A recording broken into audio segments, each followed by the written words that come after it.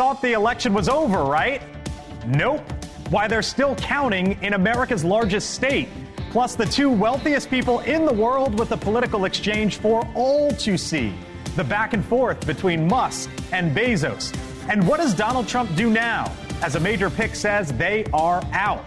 That's Topping the Hill on NewsNation tonight.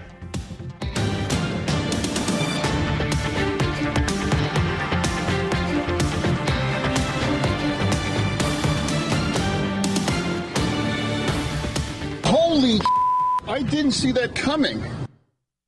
A trolling there from the Senator John Fetterman, but probably the response that many had. No real surprise there. But here's another question tonight. What leverage, if any, does Donald Trump now have to get other nominees through, now that Matt Gaetz has given up on his bid to become the next Attorney General?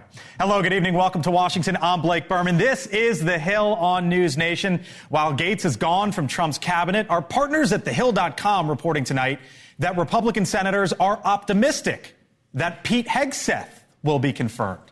Hegseth is Trump's pick to lead the Defense Department. Hegseth up on the Hill today, as you see there, and he addressed a 2017 sexual assault claim made against him that local authorities investigated but declined to pursue. I want to thank the President of the United States for this amazing opportunity. As far as the media is concerned, I'll keep this very simple. The matter was fully investigated, and I was completely cleared. Hogan Gidley, the principal deputy press secretary in the Trump White House, joins us here in a moment. But we begin tonight with our Robert Sherman at Transition headquarters in Palm Beach, Florida, once again. Hello, Robert. Hey there, Blake. Good evening to you. And it is back to the drawing board for the transition team when it comes to a top post on the president-elect's cabinet, with Mr. Trump putting out a statement today about Gaetz saying, quote, "I greatly appreciate the recent efforts of Matt Gaetz in seeking approval to be Attorney General. He was doing very well, but at the same time did not want to be a distraction for the administration, for which he has much respect. Matt has a wonderful future, and I look forward to watching all the great things he will do." At this point, no clear indication on who could possibly slot into that role of his Attorney General pick. Another position on the cabinet with possible issues, however, is the Department of Defense. With new details about the allegations made against Pete Hegseth coming out, there are some reporting that the transition team could be eyeing possible replacements, but there's nothing formal or public on that front. And keep in mind, Blake, all of this is coming as there's been such a laser focus on determining who the Treasury Secretary is going to be over the last couple of days. At this hour, that position is still not slotted, with this new wrench thrown in the transition team's plans. Blake? Robert Sherman live for us this evening in Palm Beach once again. Robert, thank you. So where does the president-elect go from here, as we are about to head into a holiday week with several key spots left unfilled? Joining me now, Hogan Gidley, who was the principal deputy press secretary in Trump's first White House. Hello, Hogan. Hey, Blake. Good to see you as always. Thanks for being here. Appreciate you. So you know Trump better than I ever will, but you know as well as I do that basically most, if not everything, is a negotiation. Of course. With Donald Trump, right? So with Matt Gaetz out now, how much less leverage does Donald Trump have on some of the other high-profile picks? Tulsi Gabbard, Robert F. Kennedy Jr., the aforementioned Pete Hegseth. I don't know that he has less. I'd argue he has more. You know, How presidents have a large bank of political capital. Donald Trump has more than most. He won all the swing states, popular vote as well. And so now, where are you going to spend it? Obviously, he's not spending it on Matt Gaetz because Matt Gaetz withdrew his name. Obviously, Matt Gaetz saw his name being in that post as a problematic for a Donald Trump day one movement to get things done on behalf of the American people. So, honestly, it was selfless of Matt to step down and say, this isn't going to be for me this time. So now, where does he spend the capital he didn't have to spend on Matt Gaetz? You don't think he spent any political capital there on Matt Gaetz? Obviously not. I mean, this was a pick for how many days? And then it turned into something, a week or something, turned into something else. Donald Trump has already assembled an amazing cabinet at this point. Names like Elise Stefanik and Lyndon McMahon, Tom Homan, names that will get confirmed, Marco Rubio, of course. So he's got a lot of heft already. Remember, this is way different than it was the first time. He learned those lessons. He has the wisdom, discernment, the knowledge of having done this before. Now these guys are off to the races, so we have to fill that one and others as well. Yeah, so the other really big one out there is Treasury Secretary, right? The economy top of mind for voters. It's the biggest economic post there is. Yeah. Here's what Donald Trump said on Joe Rogan a few weeks ago, and we'll take it up from there. To me, the most beautiful word, and I've said this for the last couple of weeks, in the dictionary today, is the word tariff. This country can become rich with the proper use of tariffs. All right, so Donald Trump wants tariffs. Yep. Wall Street doesn't like tariffs. Donald Trump wants the market to go up and to the right. It's kind of square peg, round hole right now, trying to find someone who'll take on that role of doing what he wants and tariffs and the stock market liking it. Is that why there hasn't been an announcement yet? And sort of what's the square peg, round hole there? Well, first of all, I said no to it, so I announced on your show. I said, no, I don't want that job. All right. But listen, Donald Trump was president before. That's the dirty little secret Democrats didn't want to talk about. He actually put tariffs in place. Yep, $300 billion. You could Joe still Biden afford. kept them. And Joe Biden kept them. But under his administration, you could still afford gas and groceries. So his economy was way better for the average man and woman than was Joe Biden's. So why doesn't he have a Treasury Secretary right now, though? Look, there are a lot of people vying for that position. It's a very significant post, as you know, very important to the incoming administration. The American people largely vote on the economy. So who do you put in that role that has, Donald Trump's trust, that can be loyal to Donald Trump and his mission to make the American people first and make America great and implement the policies he wants implemented? It's a long list of folks. I've been at Mar-a-Lago now for several days. I watched the jockeying that occurs. So what's that like? What's the jockeying like? For as much as you could say, as you sit here and smirk and smile at me. I know you can't say much. Yeah, I can't say much. Right. Look, I think a lot of people want in that administration because they know the best days for America are yet to come when you have a leader like Donald Trump who makes us more feared, loved, and respected on the global stage, but also is so beloved by many in this country as having made their lives better. They want to be a small part of that. So, of course, there are only a few roles that can be filled, and many people want to fill them. So, Linda McMahon over at the Department of Education, Donald Trump has talked about wanting to eliminate the education department. But, Hogan, there was a vote here in Washington last year. 60 House Republicans voted against the idea of abolishing the education department. That's a big number. Do you think they fall in line, or this idea of eliminating the education department is more in theory than practical? Well, look, I think once Linda gets a hold of it, she obviously is a billionaire in her own right, brilliant woman who I've worked with now for several years at this point. She's going to take a look at it. And then when you have great minds like Elon Musk and Vivek Ramaswamy trying to figure out how to save money for the American taxpayer via changes at these departments, who knows what's going to happen? But do you think Hill Republicans fall in line? You know them well. Like, how does that relationship work? I think at this stage in the game, Donald Trump has more wind at his back than he ever has had before, and he has a willing speaker and Senate Majority Leader ready to move quickly to implement the policies the American people voted for, more quickly than I've ever seen before. Show the picture real quick. Hogan actually texted me this many months ago, because we used to do this on the North Lawn. I did text you that. You texted me this, and here's why I bring it up. Remember what you used to call me in the White House? I don't. You used to call me Bitcoin. Bitcoin Blake. Yeah, sure you used to call me Bitcoin Blake because I was the first one to ask about it. You sort of mocked me about it, Gidley, a little bit. No. It's alliteration. But there's a story out there today. Trump team moles creating first ever White House crypto roll. They're taking this seriously. What do you think that looks like? Is that your resume? I don't want it. I love this job and I love this network.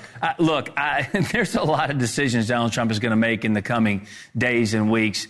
Focusing on Bitcoin, talking about it, actually attending that conference was a big deal for a presidential candidate as well. So it looks like it's here to stay. How do we use it to best make the American people's lives better? Donald Trump can figure that out, I'm most certain. All right, I'll see you back in the show. Hogan Gidley, thank you, sir. Appreciate it. All right, still no confirmation hearings needed for, as Hogan mentioned, Elon Musk, Vivek Ramaswamy. They are already at work, they say, laying out the blueprint for the new Department of Government Efficiency. Now, in a Wall Street Journal op-ed, they signal a possible constitutional fight as they take on their skeptics. They point to the 1974 Impoundment Control Act, which they say stops the president from ceasing expenditures authorized by Congress. Mr. Trump, they write, has previously suggested this statute is unconstitutional. And we believe, they say, the current Supreme Court would likely side with him on this question. Come on in, Jesse Weber, NewsNation legal contributor. All right, so this act is basically Congress has the power of the purse. Congress spends the money. Elon Musk, Vivek Ramaswamy are saying, see ya at the Supreme Court. Do they have a chance? I don't even know if it's going to have to get there. Remember, there's a separation of powers, but you would have to say, look, Congress does the bidding. They say, this is what we want to happen. President of the United States, please sign off on it. You wonder if whether or not it's Congress, this is what I want to happen. Congress, making sure it happens. Look, I think there's a number of other issues that we have to talk about when we talk about Vivek Ramaswamy and Elon Musk. Remember, they're a part of a committee that doesn't exist. It's an advisory committee. There's a whole question of, are they going to even have the authority to do what they recommend should be done? And does Donald Trump... Well, remember, first of all, who's going to create DOGE? Is it going to be Donald Trump or is it going to be Congress? Usually Congress would have to create that kind of agency. Putting that to the side, let's say they say to Donald Trump, we want you to fire 50,000 employees. Does he have the authority to do that? I think one of the interesting things is, in the way that they say that's going to happen, is Donald Trump is finding kind of this loophole in a federal law that's specifically aimed at protecting civil service workers, and that he, by executive order, can say, I'm going to reclassify 50,000 and say they don't deserve civil service protections, they're more political appointees. Problem is that's going to be immediately challenged by the unions. This is going to be, I think there's going to be an injunction that would stop this, probably looking at 6 to 8 months in court, maybe that. And so then what does that mean? I don't think it's going to be so simple to just reclassify workers and fire them at will. When, again, I think from a legal point of view, if you're saying Donald Trump is looking at a loophole in this federal law to say that he can, basically fire so many people, that's a very broad way of looking at a statute that's supposed to protect federal workers. I think there's more of an uphill battle here than we anticipate. And so that was going to be my next question as I was sitting here listening to you sort of talk about maybe case here or litigation there or Supreme Court, yes or no. Does this get off the ground? I know they're talking about it, and obviously, and Donald Trump takes the White House at noon on January 20th, 2025. What happens then? Look, I think Elon Musk and Vivek Ramaswamy are going to immediately start having these conversations with division heads and trying to see what our finances look like in multiple agencies. It's going to be a question of what information they receive, what information is ultimately communicated to Donald Trump, and what he can do as president to actually take corrective action. But it seems to me a lot of this is going to have to go through Congress. The advantage is for him, it's a Republican-led Congress. And so, it's an interesting loopholes because we're kind of in unprecedented territory. To see which way it goes. All right. Jesse Weber, NewsNation legal contributor. Got to leave it there. We'll see what happens with DOGE in the upcoming weeks and months. Thank you, sir. Appreciate it. Yep. All right. Still to come here on the Hill. President-elect Trump returns to the White House in 60 days. But how is it possible that 2 races in this country still are not called? We'll look at some of the numbers with our friends from the best in the business, Decision Desk HQ, Scott Traynor, joining me on the other side of the break. Plus, as a transnational crime ring targeting top athletes from the NFL and NBA, the FBI now getting involved as home burglaries spread across the country. We are live on that story, and a feud reignited. Bezos and Musk, did you see what they had to say today? Amongst themselves, it all played out for all of us to see. I'm Blake Berman. Welcome to Washington. This is the center of politics. You're watching The Hill here on NewsNation. We're back in 4. All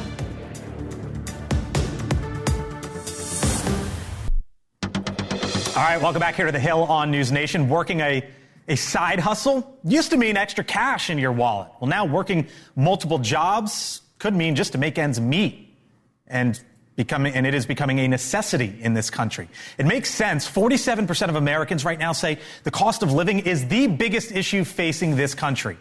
Our Anna Koyman, weekend anchor NewsNation Now, joins us live. Anna, you've been reporting on this. Working more than one job becoming a fact of life for many Americans. Why? You know it. The proof is in the pudding. Bankrate says that 1 in 3 Americans, Blake, now does have a side hustle or a second job. And also nearly half of all Americans, according to Bankrate, have some sort of financial stress. So it's no wonder that these side hustlers are now using that extra pocket money you're talking about, not for manicures and for sports tickets, but instead for groceries and for gas. I caught up with personal finance expert Rachel Cruz. She said these side hustles can actually be a great way for folks to dig out of debt. Some Americans do need a second income just to survive. And when we see stats like 78% of Americans are living paycheck to paycheck, that means they are on the brink of needing more income. So whether that's more income coming from their full-time job, which would be ideal, but supplementing with a side hustle is actually a great way to help this cycle of getting out of paycheck to paycheck living. But I took to one father of two. His name's Matthew Kalish, and he says he's been playing catch up for nearly 2 years. He's had some work gaps because of some jobs that he lost in the financial sector. And now he works 2 full-time jobs. First, he goes to a hotel. He works the graveyard shift there. Then he gets up and he goes to the postal service and he works as a postman for another 8 hours, 16 hours total. Listen to him. Does your doctor know you're working this much and not sleeping? My doctor absolutely does not know that I'm working this much and not sleeping. And I've been avoiding it because I know he's going to tell me it's not good for my health, right?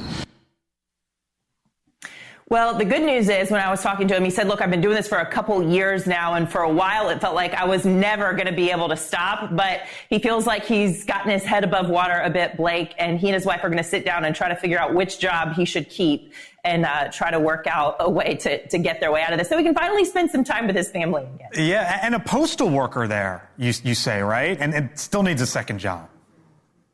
And still needs a second job. Look, he said he had some financial trouble and he didn't want his kids to not have to be able to do their dance competitions and band camp and things like that. So he's like, I'm going to do what I got to do to make ends meet for me and my wife and make sure my kids feel good and they can wear new sneakers too. So look, it's the plight of a lot of Americans. Yeah, yep, indeed it is. Anna, we'll see you this weekend here on NewsNation. Thanks for being with us here on The Hill. Talk soon. Appreciate it. Anna Koyman. Cheers. All right. Now, while the economy, as Anna clearly laid out there, is top of mind for voters before, during, and after the election, did you know that the election is actually still going on? Yes, it's not technically over, at least in the state of California. He is Scott Tranter. You know him by now, the man behind the numbers, data science director, DDHQ. What's up in California? They take forever. 2 more races and I might need a side hustle. That's all we need left, right? So 2 races. California, basically California 13 and 45. Yep. They have these conditional voter reservations. So let me take you into 13 real quick. So here's what stands out. California 13. Look at that. That's what, 350 votes or so between the incumbent John Duarte and his challenger Adam Gray. Exactly. We think there's about 7,000 to 8,000 votes left, and we don't know how they're going to break. If Adam Gray wins them by about 4 or 5%, he can overtake it. If John Duarte wins them, which we think he will, but we got to see him counted, he's going to eke onto it, and there'll probably be a recount. So you think Duarte holds on? I think, but we're not confident enough to call it. So. Why would you be? It's 350 votes right now. All right, let me take you to CA 45 as well. This is a fascinating one because Michelle Steele, not that the other one isn't, but Michelle Steele, she's the incumbent Republican. And again, look at this. We're talking 398 votes, top ahead math there. 390 out of like 300,000. Out of 300,000. This is also interesting to me. This is my hometown district. I'm from here. I learned how to count votes here. Look, Michelle Steele, over the last week, there's been 24 vote updates. She has not won a single one of them. We think with the 7,000 to 8,000 votes left, she's going to start winning some. So we think the race is going to flip. But again, so close. We got to watch all the votes being counted before we're done. Why? Tell me why, Trainer. This is, what day is today? November 21st. The election was on the 5th. It's 16 days and we still don't know. Come on. Yeah, well, California does it interestingly. I'm not blaming you, by the way, but just tell me why. Yeah, look, the counties, they have the way they do it. Specifically Orange County, these California counties, they have these things called conditional voter registration. It's these people who come to vote and they have to double check their registration or registration the same day. Okay. They go through a process. It takes a little bit of time, and this is what we're going through. They're taking extra time to make sure these conditional voters have gone through the process and their votes get counted or they get thrown out because they didn't register in time. So when are we going to know? This is, again, CA 45, and then let me take you back here to CA 13. When are we going to know officially who the winner here is? You and Mike Johnson want to know, right? Because these 2 seats are going to be critical for the margin. My guess is we're going to know sometime in the next 7 to 8 days, depending on whether or not they work around Thanksgiving. But then we're going to recount, which might add 3 or 4 weeks to it from there. And here's why Mike Johnson wants to know 220. So how big is the margin? Did you guys just tell me that there was some news in Pennsylvania, Mark? Is that indeed the case? Did I hear you right there? Okay, real quick. Let me take you to Pennsylvania. Bob Casey, the Democratic incumbent, lost this race. He just conceded, which is what I wanted to double check with our team. And you can see the vote total here, 16,000 and change. Bob Casey, for quite some time, wouldn't let go, and he just let go. He just let go because, as we found out about an hour ago, all the counties were done counting their provisional ballots, which is Pennsylvania's version of the CVRs we were talking about in California. Right. And there's no more ballots to be counted. If there's no more ballots to be counted, there's no way for him to make up that 16,000 vote deficit there. So it was pretty easy math. It's easy math. It's easy math for him because he's the data science director at DDHQ. Scott Traynor, thank you, sir. Thanks for having me. Appreciate it. All right, still much more ahead here on the Hill. Players in the National Football League on alert tonight. The security warning that has the FBI investigating and professional sports athletes taking action. More on the South American ring that may be linked to the crimes. And the battle of the billionaires, Elon Musk, Jeff Bezos. Why they were talking to one another, at least on social media today, as it relates to politics and who had the last word. We're back in a few.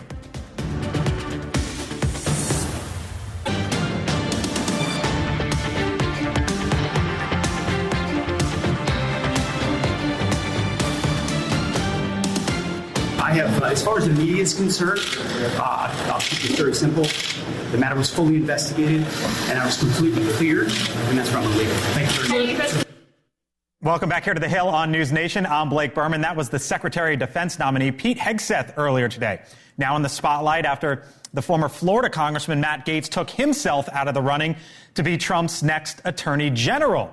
Our Kelly Meyer here with that and more. And what's happening in the Capitol? Hello, Kelly. Hey there, Blake. And I was going to say another busy day here on Capitol Hill and in the district. So Pete Hegseth was on Capitol Hill today with Vice President-elect J.D. Vance, who was trying to drum up support for Hegseth's nomination as Defense Secretary. The two meeting with Republican senators in hopes of helping Hegseth's nomination process. As we just heard there, Hegseth addressed a resurfaced police report from 2017 detailing a sexual assault claim. Then the veteran emphasizing he was cleared from the case. Two no-shows sparked a firestorm in the Senate today. Homeland Security Secretary Alejandro Mayorkas and FBI Director Chris Wray failing to testify in a routine hearing before the Senate Homeland Security Committee. Both released statements saying threats to the U.S. need to be discussed in a classified setting. Committee Chairman Democratic Senator Gary Peters slammed the no-shows, saying they dealt a, quote, serious blow in trust to the U.S. government. And is President-elect Trump trying to strike a new chord? His latest branded venture? Guitars. Trump posting on his platform True Social the limited edition 45 guitar. There are only about 1,300 of each acoustic and electric guitars made. Even some are personally signed. This is in addition to the sneakers, watches, Bibles, playing cards, and cryptocurrency Trump has sold online. And that is what's happening in the Capitol, Blake. These things ain't cheap. No. The guitars. No, ranging right, like north of 1,000 or something like that. Yeah, ranging from 1,000 to 11,000. The most expensive ones are the American Eagle guitars, hand signed by President Trump. Okay. But comparable to the Martin & Gibson, to the finest guitar brands, some of their instruments are even more expensive without President's signature. I looked up today. The average guitar in this country sells for about $600. You know the most expensive guitar ever sold? No. Number 1 and number 2, Kurt Cobain. Yeah, his Martin D 18E sold for north of $6 million, and the guitar that he used for "Smells Like Teen Spirit," $4.5 million. I was gonna say like Jimi Hendrix or like that's a good guess or someone, yeah. But no, that's Kurt interesting. Cobain 1 and 2. Kelly I gotta Meyer. work on my guitar skills. All right, thank you, Kelly. Appreciate it. Meantime, NFL players are on high alert tonight after the league, the NFL, issued a rare security warning. Players are being warned to take action after recent burglaries of the homes of the Kansas City Chiefs stars players, Patrick Mahomes and Travis Kelce. Now, the crimes are believed to be tied to a South American crime ring, and other professional athletes may be victims as well. NewsNation anchor and senior correspondent Laura Ingle has the very latest out of our New York studios this evening. Laura? Hey, Blake, yeah, the FBI reportedly now on this case, helping local police in each jurisdiction. These brazen burglaries have become so frequent. The NFL, as you mentioned, sent out a significant letter today to all NFL teams with a stark warning of how players can protect their homes and their families. Now, it appears this transnational crime ring, believed to have originated in South America, has become even more brazen. We've been talking about those high-profile break-ins at the homes of Kansas City Chiefs stars Patrick Mahomes and Travis Kelce last month. The thieves got away with $20,000 in cash from Kelce and snagged a lot of pricey items from Mahomes' mansion. Those suspects, by the way, still have not been caught. Now, NewsNation has obtained the safety memo the NFL just sent out to teams this afternoon, reminding players to practice social media safety, especially on game days when everyone knows these players are not at home. The NFL warning that these burglary groups appear to be gathering information on potential victims through public records and media reports, and say some of the surveillance tactics have included attempted home deliveries and gang members posing as ground maintenance or joggers in the neighborhoods where these guys live. They also recommend fortifying side doors after some burglars have entered through those side doors and balconies at secluded homes. The band of thieves estimated to be around 100 small groups of 3 to 6 burglars in each cell who are moving around the country. You see the map there. It's happening everywhere. Most of the homes do have alarm systems, of course, that are connected to Wi-Fi. And then the suspects appear to be jamming the systems before breaking in. We've got this video showing the thieves in hazmat-style suits at a residence near Mahomes and Kelce's, which authorities say is related to the other break-ins. And in that case, they got away with $500,000 worth of items. No entry is safe in these mansions, apparently. The burglars are getting into homes through the side doors, second-story windows, using patio furniture, ladders, scaling walls to get in. I mean, it's really scary stuff, especially when you think about the families that are there and the children as well. So we're keeping a very close eye on it, and we'll have more, hopefully, from the FBI once they respond to our requests. Our Laura Ingle reporting for us tonight. Laura, thank you. Thanks, well, one of the issues that hurt Democrats this election was immigration and the border. A majority of voters thought Donald Trump was a better choice to solve the crisis. Now, part of the debate was spurred by the murder of the Georgia nursing student, Laken Riley, who was killed by an illegal immigrant. Jose Ibarra was convicted yesterday and sentenced to life in prison without parole. The Ohio Democratic Congressman Greg Landsman joins me live here in studio. Thanks for being with us, Congressman. He's a Democrat from Ohio, first Democrat to win back-to-back in your district since you were in elementary school, I believe. Yeah, I was a kid. Give or take. It's been 40 years. Yeah, it's been a while. Thanks for being with us here on the Hill. So, having me. We mentioned Laken Riley, obviously just an awful story, mix of awful. Yes. You voted for the Laken Riley Act. Yeah. You were one of just 37 Democrats who did so. Yeah. It didn't move forward in the Senate. You would think with a Republican-controlled Washington, it will move again. What would you say to your Democratic colleagues who didn't vote for it last time? And what would you tell them about potentially voting for it this time? I think the country needs to appreciate that both parties want to solve the border issue. And if you're at the table, it's going to be a better, a piece of legislation. If you're not, it's going to hurt you not only with voters, but it's going to be, I think, less effective policy. I'm one of those people who believes that when the center left and the center right come together, you get good policy. I was on your campaign website.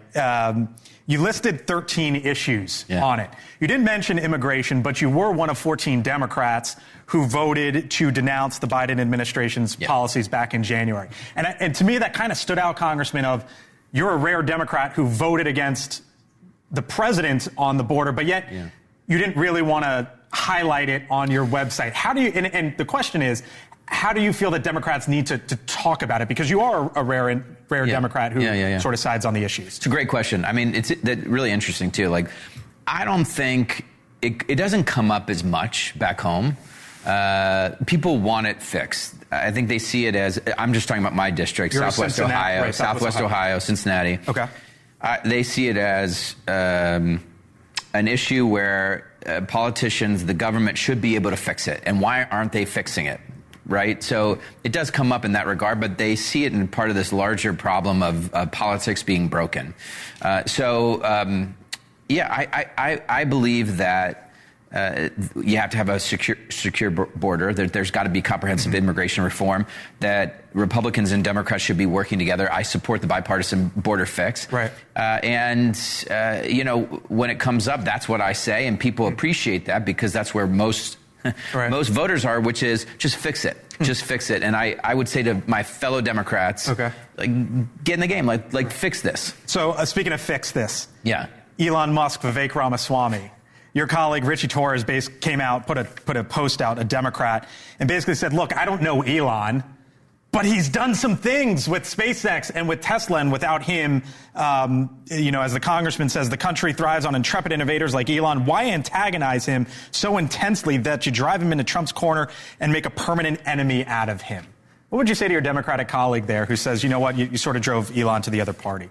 Richie's a great guy and a wonderful member, one of my favorite people. I think it's true that we, or some folks in the party, have driven a lot of people away. Right. The rhetoric's alienating, or they just use language that just doesn't resonate.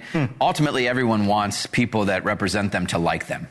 Okay. And I think there are a lot of Democrats that have given the impression that they don't like certain people, and it's driven them away, and it hurts folks like me who are in these really competitive seats. Yeah. And so, I don't disagree with Richie. However, okay, the ... is what? The ... is this: billionaires, God bless them, they've made a lot of money, wildly successful. It's wildly successful. They've taken more and more of our power and money, and I don't like the idea of having all these billionaires running our government. Okay. It should be folks that know how to do it. Let me leave you with this. Ohio. Yeah. You, as I mentioned, first time in 40 years a Democrat has held your district back-to-back years. I'm looking at Ohio, Congressman. Barack Obama won it by 3. Then Donald Trump +8, +8, +11. Yeah. The vice president-elect from Ohio. Yeah. Governor's mansion has been red for the last 4 elections. What's going on in your home state? It's a deep red state. It used to be a swing state, no more. It's a lot of workers, Sherrod Brown, who's a big worker, guy who's been focused on workers and standing up to big corporations. He outperformed Harris by 8 in the Senate race. Right. Vance is one of my constituents, so I'm his member of Congress. Okay. In my district's 50-50. When we both ran for national office 2 years ago, I won that district by 5. He lost it by 8. I do think that, for the most part, people want normal, pragmatic, reliable leaders. I do. All right. Congressman Greg Landsman from Southwest Ohio. Got to leave it there. Thank you, sir. I appreciate it. Appreciate it. All right. A bit of breaking news. You saw me looking there to my computer because they just told me that the release has come out. Matt Gaetz, as you know, out. Pam Bondi in.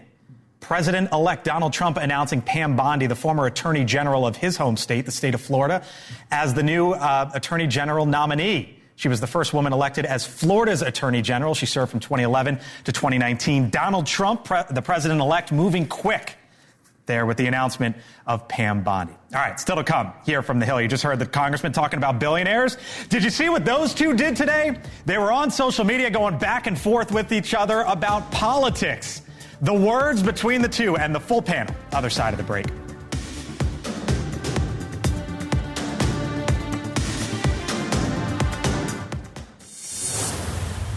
A NewsNation exclusive. Hear from an undercover informant. Once they trust you, to start offering you girls. Who penetrated the most dangerous drug cartels to free hundreds of victims. He has the resources to do things we can't. NewsNation takes you inside to see how he did it. Tomorrow, 5/4 Central. All right, welcome back here to the Hill on NewsNation, and some breaking news. As we told you before the commercial break, Matt Gaetz, the congressman from the state of Florida, as we reported throughout the day, said he would no longer run for the Attorney General nomination. And within moments, the president-elect Donald Trump saying Pam Bondi, the former Attorney General in the state of Florida, will be his new nomination for the Attorney General nominee for this country. She was the first woman elected as Florida's AG. She served for 8 years from 2011 to 2019. Full panel here with me now. Hogan Gidley, former principal deputy press secretary in the Trump administration. Hannah Brandt from our Nexstar Washington, D.C. bureau. Kelly Meyer, NewsNation Washington correspondent. Brad Howard, Democratic strategist. Hello to you all. You walked in here to some breaking news right off the bat. Get the juices flowing. Yeah, Democrat, Republican both said you think she sails through here. Why? Yeah, I think she had no major controversies or scandals as Attorney General. There was a brief moment where they were early on in her term, they were looking at whether to investigate Trump University for fraud, and then Trump gave a $25,000 donation to a charity, and that there was no charges from any of that thing. So that may come up on the Democratic side, but I think on the Republican side, she sails through. This is a safe pick, in my bet. You know her well. Yep. First of all, breaking news is going to be a reoccurring theme. Oh, I know, man. Get ready. You guys had 4 years resting. Now you got to get back on the ball, guys. I keep telling people, were you there in 2017? Right. I remember. Tell me about Pam Bondi, and more specifically, Hogan, why you think Trump immediately went there. I think she is a very trusted, loyal advisor to Donald Trump. They are friends. She has done a lot of things for him on the campaign trail. She's out there all the time.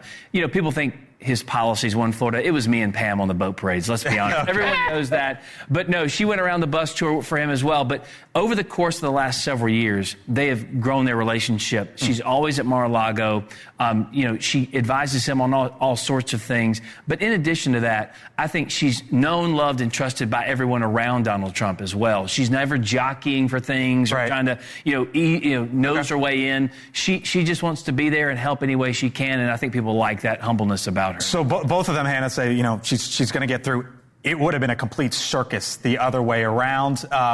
And now the focus is going to shift to other nominees here in Washington. Yeah, absolutely. And we saw former Representative Matt Gaetz say that's why he stepped down. He said, this has become a distraction and I'm ready to work for Team Trump in a different capacity. And that's what I'm wondering is, what does Matt Gaetz do now? Is he still going to be a congressman in this next Congress? He could still take his seat up again in the next Congress, right? Because he won his election. This was actually discussed in the Democratic caucus today. They were talking about it? They actually said he can come back January 3rd. So they're preparing for him to come back? Yes, absolutely. Okay. All right. So there you go. But does he want that seat? Because then could the ethics committee potentially continue to investigate? They absolutely would go back to investigating him.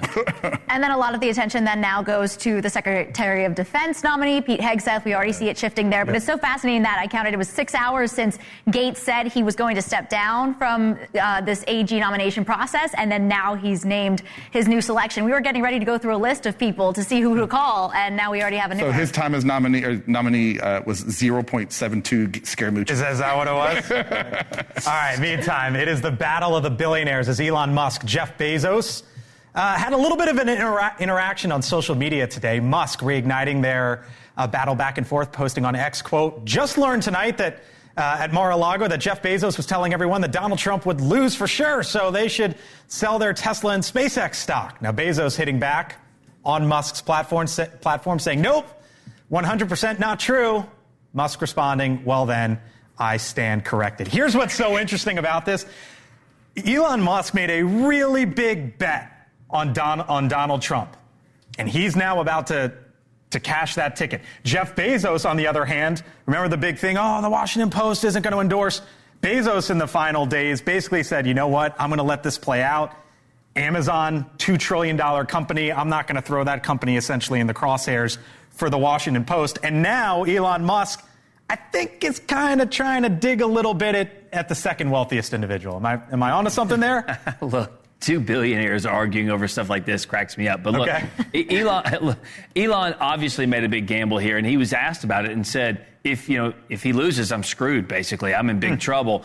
I think Bezos also, though, made a gamble because with the Washington Post not endorsing, the people were furious on the left about that decision. And, of course, I think it was the right decision. I think it was smart for him to do. So maybe he was hedging his bets a little bit, as you characterize it. But either way, I just enjoy watching billionaire on billionaire crime. And I would point out, too, that now we see Elon Musk. He's become a really central figure in the president-elect's orbit. They were together earlier this week at the SpaceX launch. We've seen them together on Capitol Hill. Yep. He certainly has the ear of the incoming president. But that's what I was going to add as we talk about Scaramucci's, how long people last.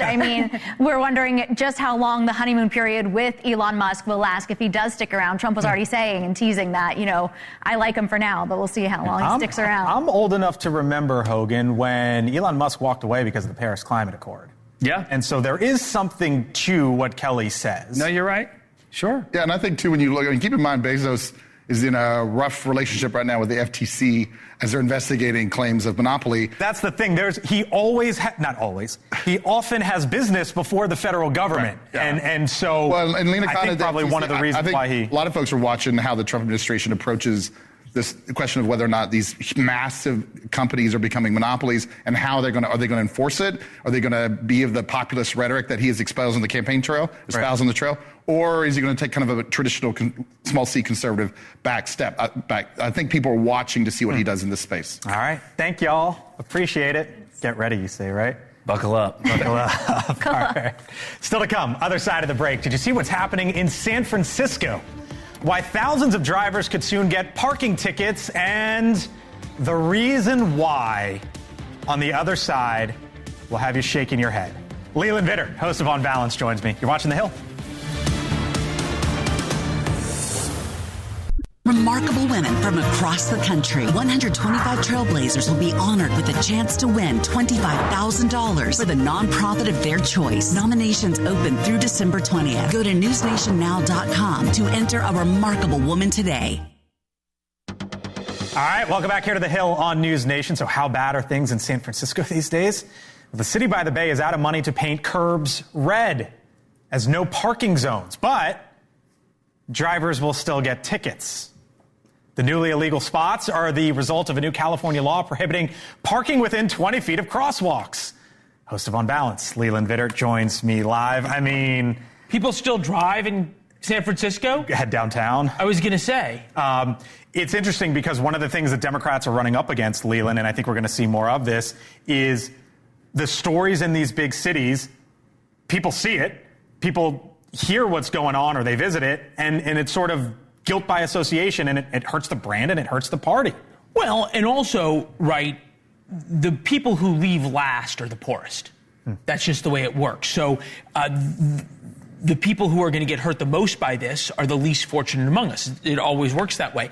But there's more to this. And we've been talking now to a lot of Republican activists and strategists, right, that this huge flight out of blue cities to red states, the census comes around in 2030. It does. So all of these red states that have grown in population grow in influence and significance because of more electoral college votes. And the blue states start losing votes. It's interesting because we just saw Donald Trump win the popular vote. First time a Republican's done it in 20 years. The Senate flipped. But the House, Republicans are going to pick up like 2 votes. Why?